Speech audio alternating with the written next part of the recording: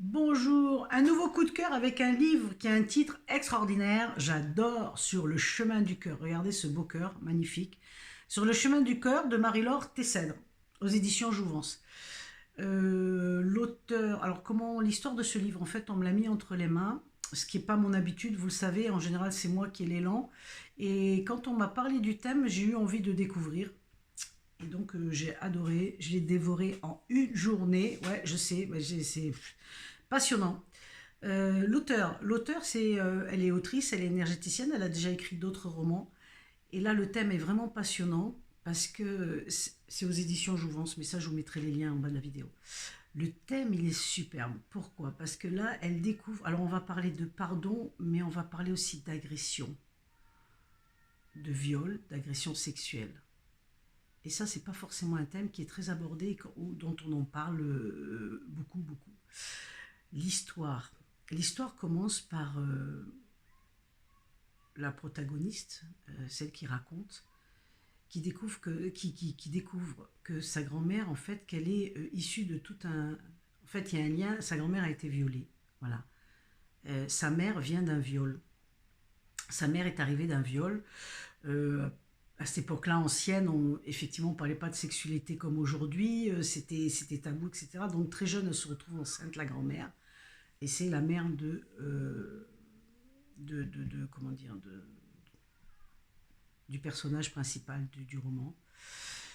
Et il se trouve que cette personne rencontre, elle est célibataire, donc elle cherche à rencontrer quelqu'un, et là elle rencontre un homme.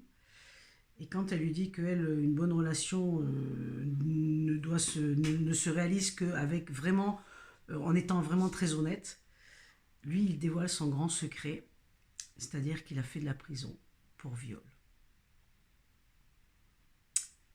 À partir de là, tout s'ensuit des immensément de questionnements. Alors évidemment, les chemins vont se séparer un temps, puisque lui a choisi de comprendre et d'introspecter et d'aller voir, parce que c'est... On va découvrir à travers l'histoire que si il a commis ce viol, d'abord, je ne veux pas tout vous dévoiler, mais c'est passionnant parce que il n'y avait pas forcément conscience du viol.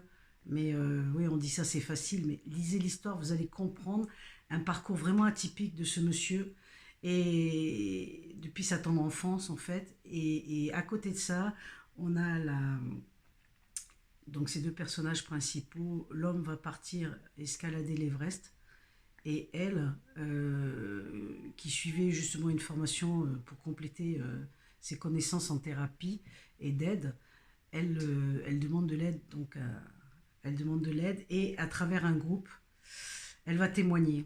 Et là, on se rend compte que son témoignage, justement sur l'histoire de viol, sur cette rencontre avec ce monsieur, va bouleverser énormément de gens qui sont dans la salle, parce que c'est pas si rare que ça d'avoir été abusé. Et on va traiter le sujet de l'abus sous beaucoup de formes différentes. Voilà, c'est passionnant. Les gens, à travers cette histoire, les deux personnages vont se découvrir, et les gens qui les entourent vont aussi comprendre beaucoup de choses. Et ça va brasser, ça va bouger. C'est un merveilleux livre de témoignages sur le pardon. Le pardon, il y a des grands questionnements sur le pardon et sur justement ce chemin du cœur, parce que ça passe par le cœur, ça passe par l'amour. Et c'est fabuleux ce témoignage.